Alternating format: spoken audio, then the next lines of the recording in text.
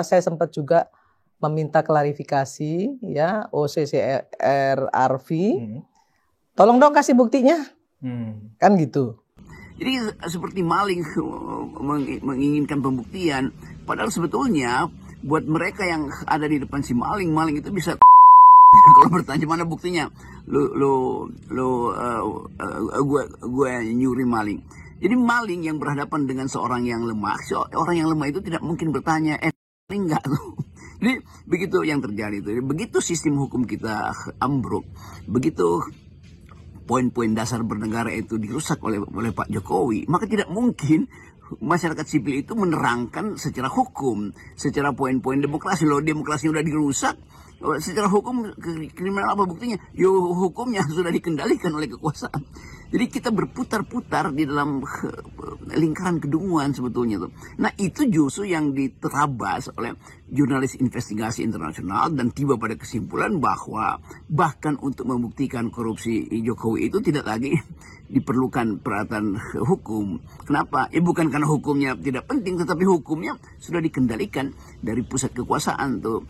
Dan itu yang menerangkan mengapa bagian paling penting dari negeri ini yaitu konstitusi dirusak oleh Jokowi melalui Mahkamah Konstitusi. Kan begitu cara berpikirnya tuh. Tapi ya kita nggak mungkin menagih cara berpikir yang serumit ini atau bahkan sesederhana ini bagi orang-orang yang beredar sekitar membuat bising itu. Ini ternak-ternak, sekali lagi ini kata ternak Jokowi ini saya kutip dari internet ya. Ternak-ternak ini sekedar noise, memproduksi noise, no voice, tidak ada voice di situ, tidak ada noise. Ngomong doang gitu ya, tanpa membuat satu prestasi, tanpa bisa membuktikan bahwa dia mampu memberikan pikiran-pikirannya kepada republik ini untuk membangun republik ini, bukan hanya sekedar nyinyir, bukan hanya sekedar mengkritisi. Baru saya, mohon maaf, baru saya angkat topi gitu. Saya pribadi loh. Oh, terus apa jasamu untuk bangsa dan negara ini? Kan? Saya bukan politisi. Saya dosen dan pendaki gunung. Saya terlibat dalam politik karena saya pikir politik itu mesti diasuh dengan force of better argument. Force of the better argument. Siapa punya argumen terbaik, dia boleh ajukan itu sebagai dalil itu. Gak boleh ada sentimen di situ kan. Karena itu saya memilih untuk menghina Presiden Jokowi. Bukan Jokowi sebagai persona. Yang saya hina jabatan dia tuh. Yang saya pilih jabatan dia. Saya tuh gak pernah ngomong berdasarkan money. Gak pernah bang. Boleh cek deh. Itu nanti dibuktikan di KPK. Terus ada orang bilang, wah ini si Irma Suryani ini ternaknya Mulyono. Iya. Saya bilang, saya jawabnya santai aja bang. Alhamdulillah masih anaknya manusia. Iya, Mulyono kan manusia. Iya. Daripada anak onta dengan anak banteng. Berarti kan kalau dia disebut anak onta, dia disebut anak banteng, berarti kan anak. Betul. Kalau saya masih disebut anak Mulyono berarti anak manusia. Iya, benar. Masih merasa terhormat saya gitu. Bagian paling nista dari manusia yaitu rakusan kendati sudah kenyang. Binatang itu kalau sudah kenyang dia nggak akan makan jatah dari binatang yang lain tuh. Jadi binatang dibuat sedemikian rupa oleh alam semesta untuk mencukupi dirinya sendiri itu. Kalau kurang dia berburu tuh, kalau kenyang dia berhenti itu. Tapi manusia yang namanya koruptor itu udah kenyang pun dia masih berburu harta orang lain atau masih bahkan berburu harta negara. Buat apa? Jadi itu bagian yang saya terangkan tadi bahwa manusia itu tidak mungkin jadi binatang, dia bisa jadi di atas binatang, yaitu berupaya untuk tidak rakus, atau menjadi di bawah binatang, yaitu mengeksploitasi naluri rakusnya, kan itu. Jadi tidak ada manusia yang bersifat binatang, yang ada atau dia di atas binatang atau dia di bawah binatang. Nah, koruptor itu di bawah binatang. Itu cara berpikir filosofisnya tuh. Si presiden akal sesat itu selalu ya mencaci maki Jokowi misalnya begitu. Saya pernah ngomong berkali-kali kan sama abang juga pernah. Saya tanya kok sama beliau, kenapa sih nggak dijawab? Kan gitu. Beliau bilang, nggak perlu, Bu Irma aja itu. Nggak penting untuk saya. Gitu. Saya kerja aja gitu. Masa itu aja masih nggak malu gitu loh. Nggak pernah digubris. Apapun omongannya, mau dibilang tol, dungu, batat. Nah, nggak pernah digubris gitu. Kalau bisa membajinganin orang, karena dia seorang filsafat gitu ya, seorang bisa dibilang pakar filsafat lah gitu ya. Kemudian dia bisa ngomong, saya nggak bicara dia sebagai manusia, dia bicara sebagai presiden kucing dulu lah. Nggak ada urusan saya dengan Saya berbaik-baik dengan Pak Jokowi sebagai manusia, dengan Pak Prabowo, dengan Pak SBY segala macam tuh. Zaman SBY saya paling keras kritik beliau tuh. Sekarang tiap minggu saya diskusi tentang politik global dengan SBY, nggak ada soal. Jadi saya mau pisahkan antara mental seorang yang mampu untuk memisahkan pengetahuan dia tentang kebijakan dan penghormatan dia kepada persona. Itu dasarnya. Pasal itu nggak ada lagi.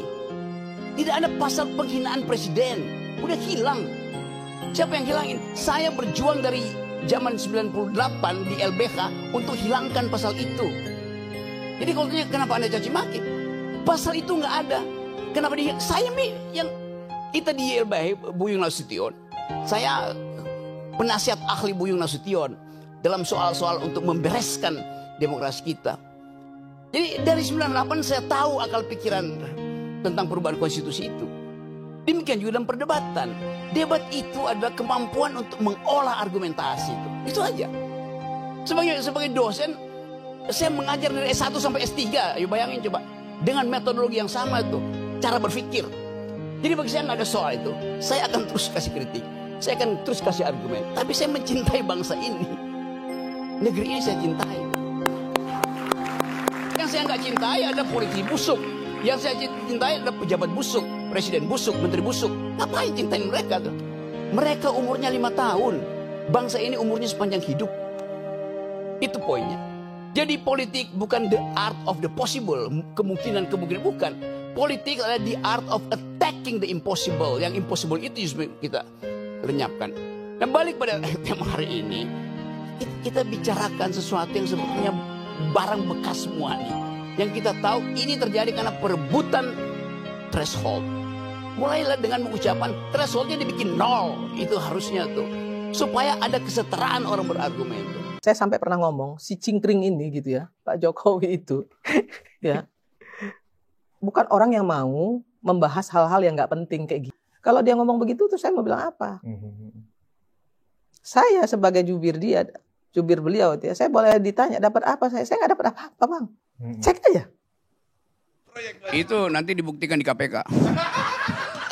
Saya terus mengatakan bahwa untuk menjadi calon presiden, calon wakil presiden, calon gubernur, calon bupati, calon apa aja, pakai prinsip pertama bukan elektabilitas, tapi etikabilitas. Ini calon pejabat ini pernah berbohong nggak? Pernah nyolong nggak? Kalau dia lolos etikabilitas, saya uji yang kedua, intelektualitas. Karena dia mesti berdebat dengan pemimpin dunia. Itu pentingnya latihan perdebatan. Dasar perdebatan adalah konstruksi berpikir. Dasar perdebatan adalah kemampuan untuk mengolah pikiran. Bukan sekedar untuk retorika, tapi dengan logika. Jadi kalau seseorang pemimpin, pilkada misalnya, dia lolos etikabilitas, oke, bagus, moralnya bagus. Tunggu dulu, belum selesai. Apakah dia mampu untuk mengunyah konsep, ilmu pengetahuan, sejarah, etc. Jadi loloskan dia secara etikabilitas, loloskan dia secara intelektualitas, baru dia kita izinkan diuji elektabilitasnya. Begitu logikanya tuh. Bukan elektabilitasnya diuji duluan. Elektabilitasnya bisa disogok ke lembaga-lembaga survei kok. Nah saya ingin didik bangsa ini sebagai seorang yang memilih profesi dosen, guru, supaya jujur dalam berargumentasi. Assalamualaikum warahmatullahi wabarakatuh. Waalaikumsalam warahmatullahi wabarakatuh. Oke, luar biasa.